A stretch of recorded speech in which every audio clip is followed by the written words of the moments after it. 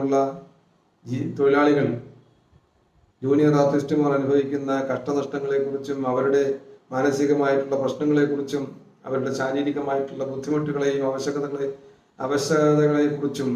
എല്ലാം പരാമർശിക്കപ്പെടുന്ന ഈ റിപ്പോർട്ടിന് നേരെ കണ്ണടയ്ക്കുകയാണ് പ്രതികരണങ്ങളില്ലാതെ.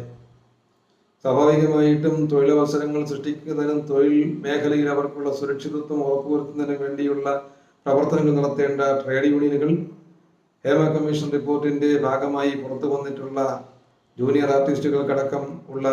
സിനിമാ പ്രവർത്തകർക്ക് ആ സിനിമാ മേഖലയിൽ നിന്ന് നേരിടേണ്ടി വരുന്ന ദുരവസ്ഥ, അവർക്ക് ടോയ്ലറ്റ് സൗകര്യങ്ങൾ പോലും നിഷേധിക്കപ്പെടുന്നു എന്ന് പറയുന്ന, അവർക്ക് ഇരിപ്പിടങ്ങൾ പോലും നിഷേധിക്കപ്പെടുന്നു എന്ന് പറയുന്ന ഒരവസ്ഥ, കുടിവെള്ളം പോലും നിഷേധിക്കപ്പെടുന്നു എന്ന് പറയുന്ന ആ ദുരവസ്ഥ, അത്തരം അവസ്ഥകളെയെല്ലാം കണ്ടില്ല എന്ന് നടിച്ചുകൊണ്ടുള്ള ഒരു സമീപനവും പ്രവർത്തനങ്ങളുമായി കേരളത്തിലെ